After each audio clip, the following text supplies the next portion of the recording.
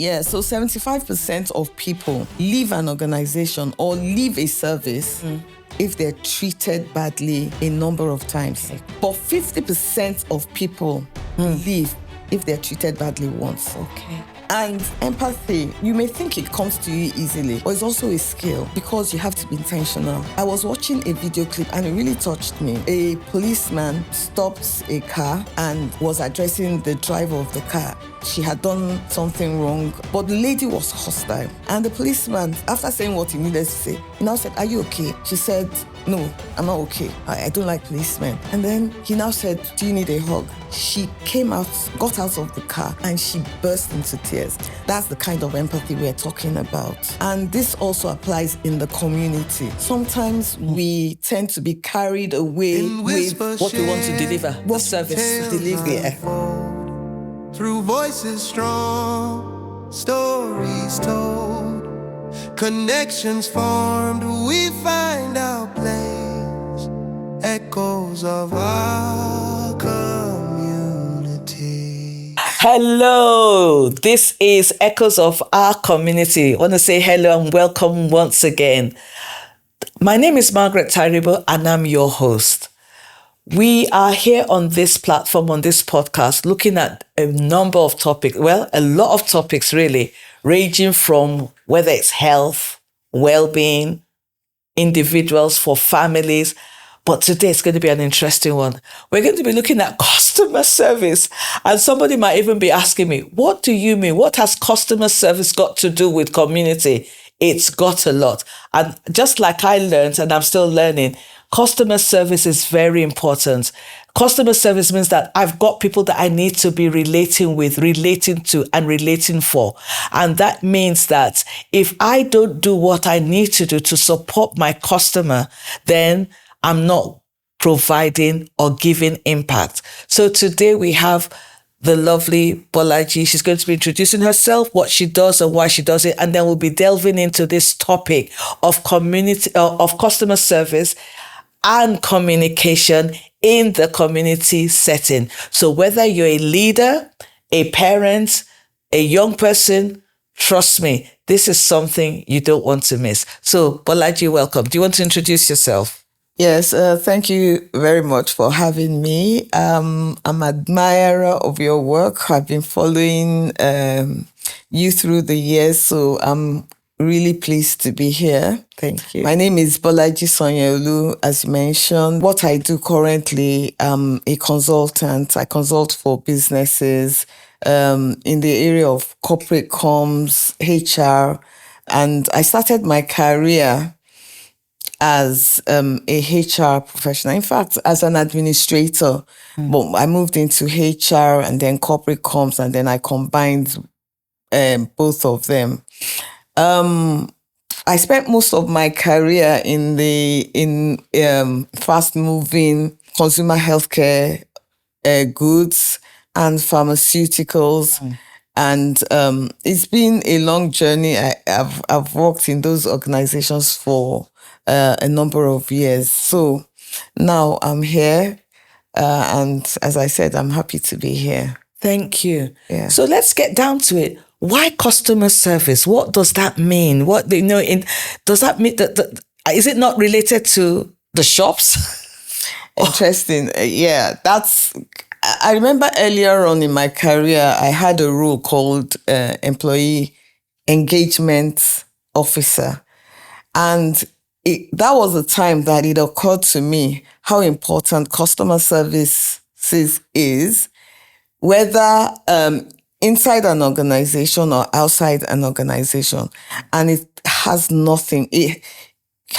lot to do with sales, but not only sales, not only marketing, not only retail. Anybody you provide service for, whether in this case, the community, anybody that you provide those services for, like your residents, your clients, your partner organizations, you are providing a service. And the way you provide that service is important. When your customer feels heard, when they feel relevant, when they feel valued, and supported, then you have provided a service for this customer. So that's it. You're saying something that you've provided a service. There's a way that we do provide services, but the impact of those services, like I think what I'm getting is that it depends on how you relate. Yes. So definitely. then, like you said, are they being listened to? Could you tell us a bit more of that? So if I'm providing a service to parents, for example, because most of my work is with families, and I've said, yes, at least I'm providing a service. I'm giving you, and sometimes we feel like that through the system or the government. We're providing schools, we're providing health. But how impactful is that? Is that where you're talking about customer service? Yes, customer service and communication. So they're both related. One cannot be done without the other. Okay. So the way you communicate, there's a saying that says, Maya Angelou, she said, people may forget what you say or what you said. People may forget what you did, but they will never forget how you made them feel. And how did you make them feel? It comes across when you communicate with them. It's an experience. So that's why communication is related to customer services. Someone else said, the greatest problem with communication is the illusion that it has been successful or that communication has been made. So when you said it's an illusion, what do you mean? Can you give us an example? So we said, okay, so if I come to you and I say, as a communicator or as a customer service person or as someone who is providing a service, and I come to you and I say, you're supposed to deliver this item to this place and that place. There could be several things that will be a barrier to that communication. Number one, are you sure that that person understands what you're saying? Did you give complete information? Was it clear? The language you spoke or the kind of words you used. Were they really communicated? So it's important. Like I know one of some of the services you provide is for those in this country that don't have recourse to public funds or whatever they need in this country. There's a way you reach out to them to link them up with the services they need. If you say it offhandedly, if you are not patient enough to understand who they are and what they really need, their language, and it's so interesting that there's a research that found out that before communication is really made or achieved or effective, you would have communicated that same message 7 times, up to 7 times.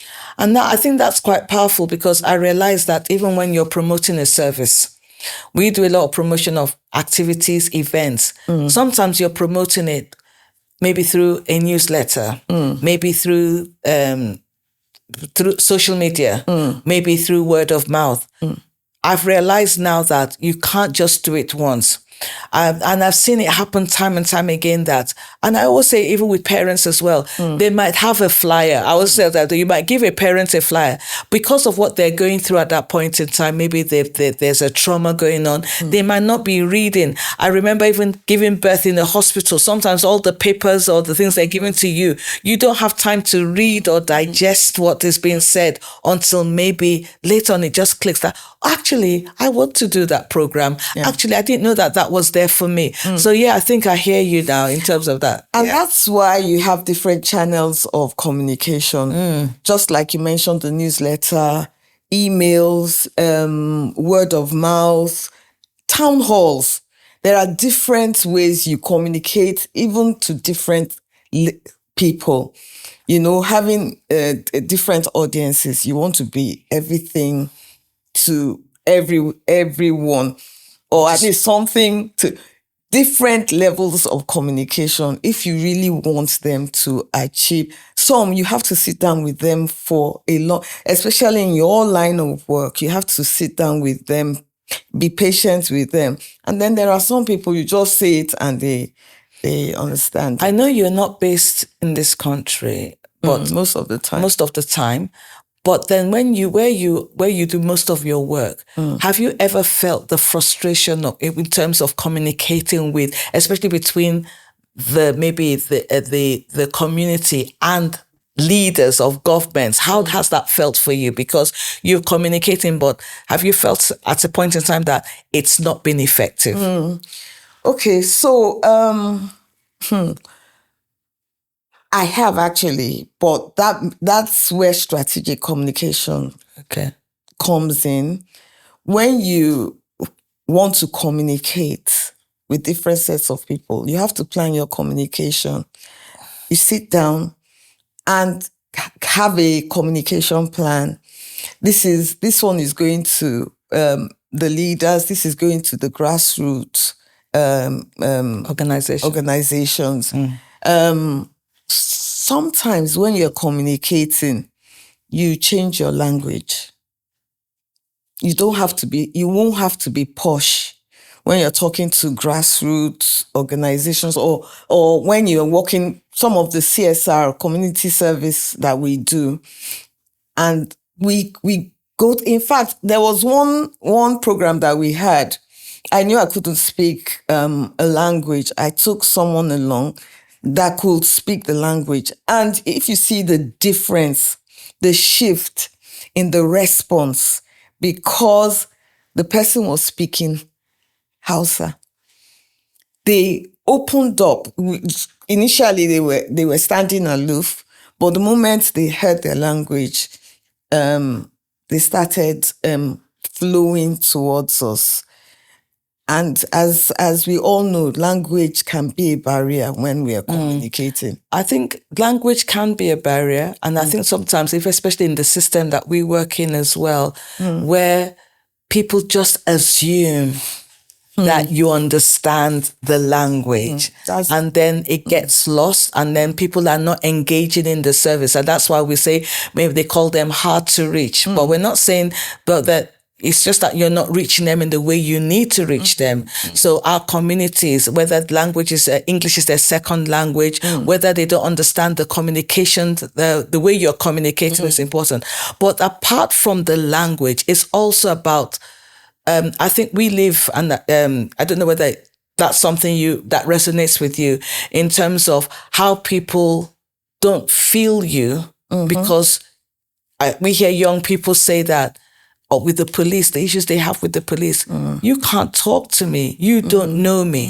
And that's where some of our families are coming up with that. Because you don't know me, I can't listen to me. So when you want to come to me with help or a service, why should I trust you to give me that service? Because you don't know me. You're not talking from my level. And so that's why we have to come with that. We know, or we are empathetic to how you feel. So I don't know what you have to say about that. So one of some of the things that we need to principles, especially in this context of communication, is that we should be we need to be empathetic. And empathy, you may think it comes to you easily, but it's also a skill because you have to be intentional. I was watching a video clip and it really touched me. A policeman stopped a car and was addressing the driver of the car. She had done something wrong and he was trying to, but the lady was hostile immediately. And the policeman said, after saying what he needed to say, he now said, "Are you okay?" She said, "No, I'm not okay. I don't like policemen." And then he said something else and said, "Do you need a hug?" He said that to the lady. And the policeman was Caucasian. The driver was not. She was not. She came out, got out of the car, and she burst into tears. That's the kind of empathy we're talking about. And this also applies in the community.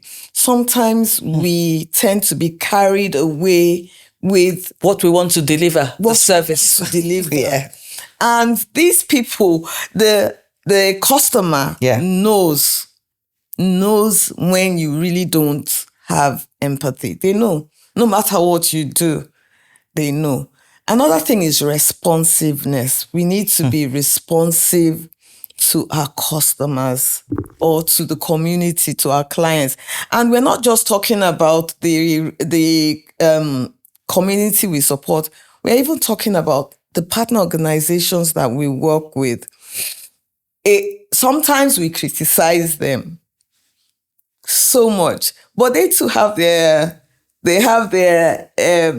issues. Sometimes they want to do it, but the bottlenecks, the bureaucracy, and all of that. Another thing is consistency. You have to deal with everyone with the same level of concern and empathy. When they come in today for help, we shouldn't say, okay, I'm tired. I'm not feeling you today. I don't have you. Yeah. So it's very important for us to be able to demonstrate all of these. One of the biggest things, it's one thing, but I think it's a major thing for us in community is funding. And if you don't have that capacity to make sure that you provide a good service, including how we communicate, if that funding is not there, it impacts on how effective the service can be. What's your take on how have you experienced that in terms of are the resources there? Are the right people there? Is the money there? What's your take on that? Okay, so from my experience, funding doesn't come all the time. But sometimes we have to be creative. Yeah. Some of these organizations, they're not asking for too much, or some of these some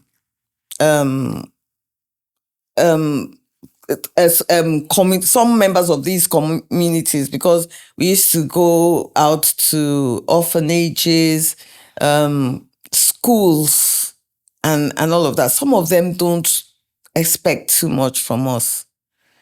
But what we do is that we become creative. What can we do amongst ourselves? Sometimes, like when I was working in an organization, we used to raise funds amongst ourselves. When the budget is not as high as we hoped, we raise funds amongst ourselves and we make it exciting.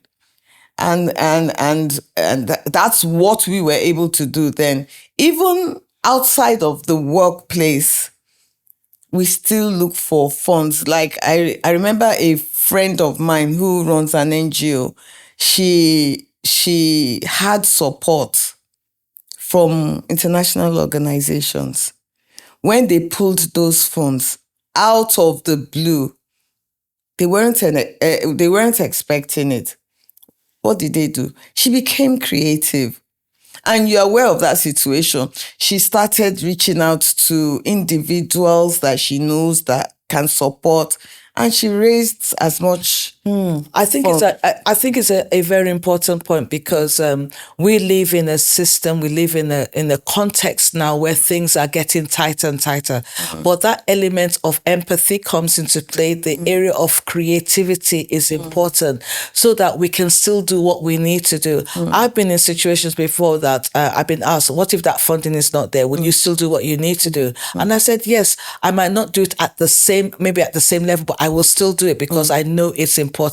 And I think it's also important to, like you said before, respond to the needs. What are the needs?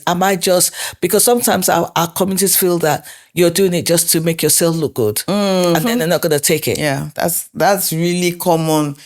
Some of the things we do, sometimes we don't know where to draw the line of, are we doing it for people to see us or out of the kindness of our hearts? There's a balance. There should be a balance, because you sometimes when people see what you're doing, they're able to support you.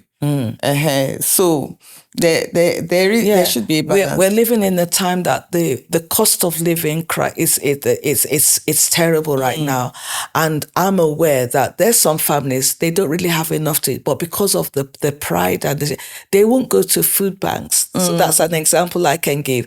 They're ashamed, and so it's how we now try to like make the issue of wanting food or getting that support, make it much more so they don't feel patronized. They don't feel, that you're doing me a favor. We need that because we still feel that dignity and value are important in how we provide and support. So that communication is quite key there as well. Yes. There are some times that you want to do something and just like you said, you don't want it to look like charity. Yeah.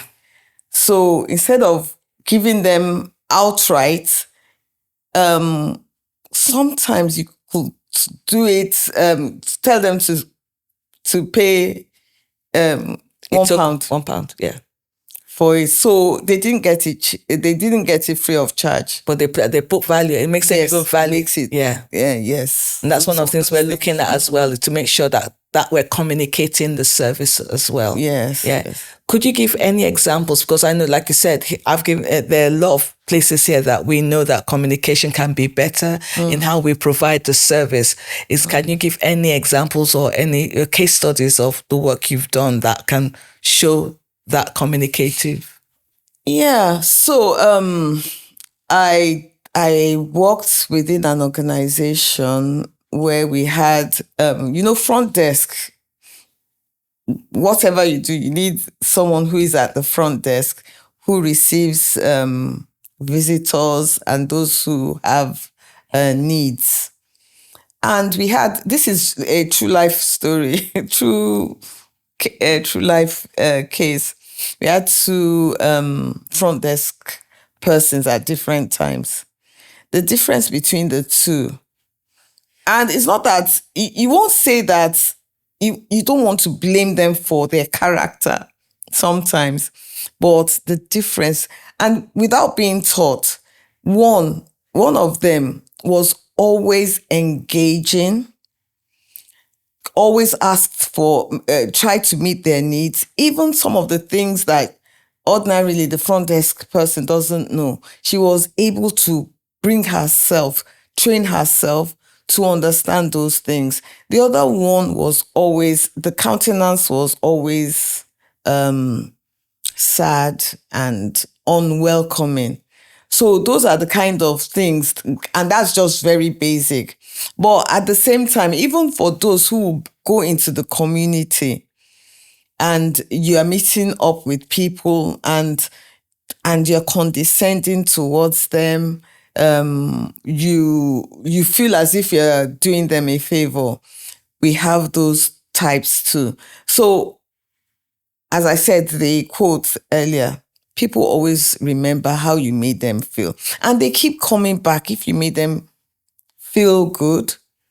And there's a research that says that 75% of people leave an organization, leave the person they had that communication with or an organization after they've been treated badly for a few number of times. But 50% leave once they are treated badly once. So it's important. I think you need to say that again properly so we can hear that very clear, because I think it's a powerful statement. Yeah, so 75% of people leave an organization or leave a service if they're treated badly a number of times. Okay. But 50% of people leave if they're treated badly once. Okay. So, and most people don't complain about it.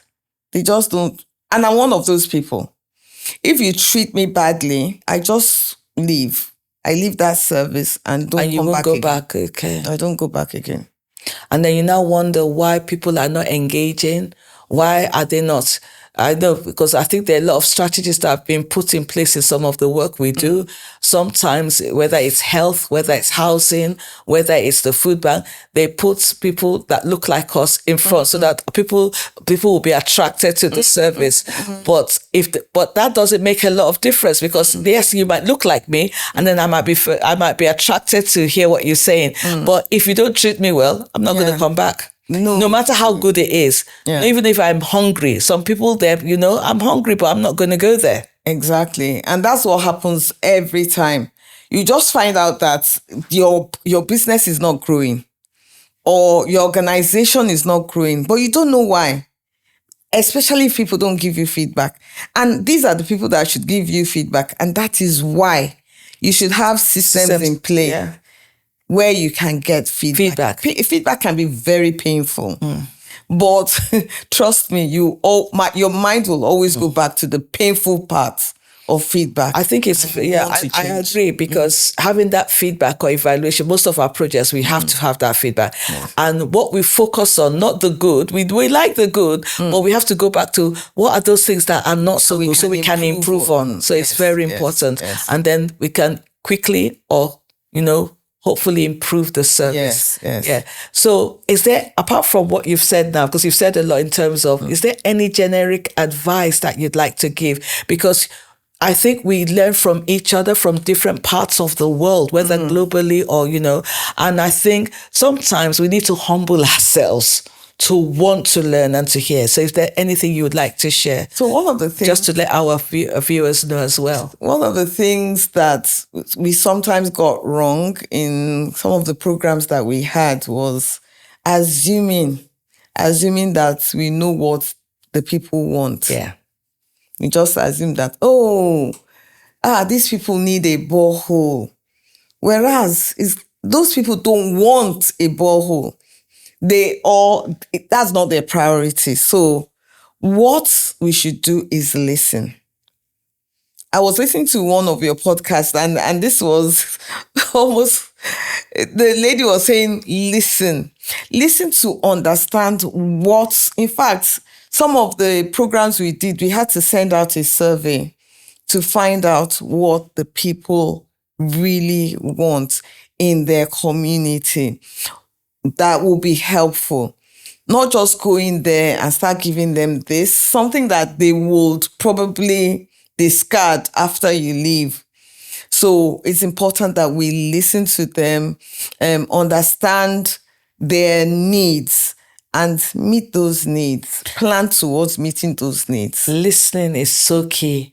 And I think because just like you said, if you're just giving people what you think, it just shows that you're being, sometimes I even count it that you're playing God with people's lives. Yes. That you're giving them, you need clothes to wear. Maybe that person doesn't need clothes to wear, just wants to be fed. And even what kind of food do they need? Yes. There's some of our food banks, we're looking at the fact that is the food culturally relevant to a lot of our families, especially if they don't eat some of the type of food that the canned food, the things like that. So they don't go to the food bank because you don't have what they need. I remember during COVID, we were having, there was a lot of sandwiches. Parents were hungry, but they couldn't eat the sandwich because that was not their kind of food.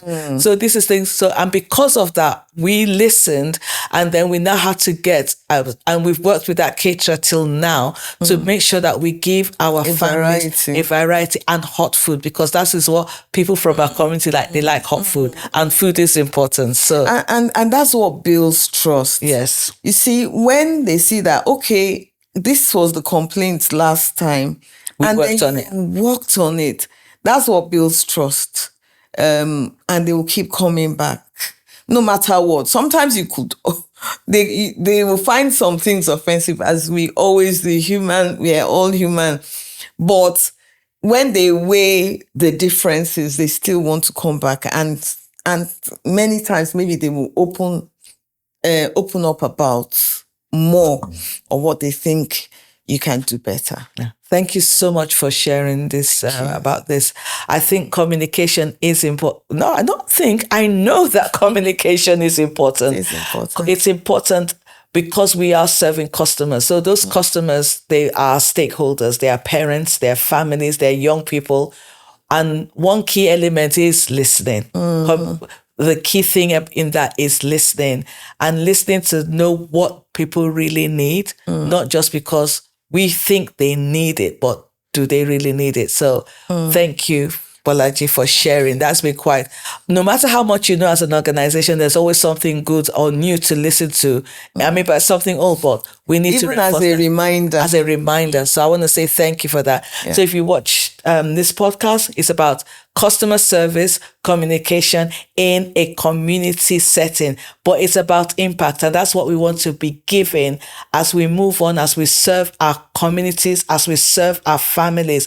They are our customers. So if you're a community leader, I hope this has been beneficial as well. If you're a leader, a systemic leader, it's important that we look at communication and how we can make that impact.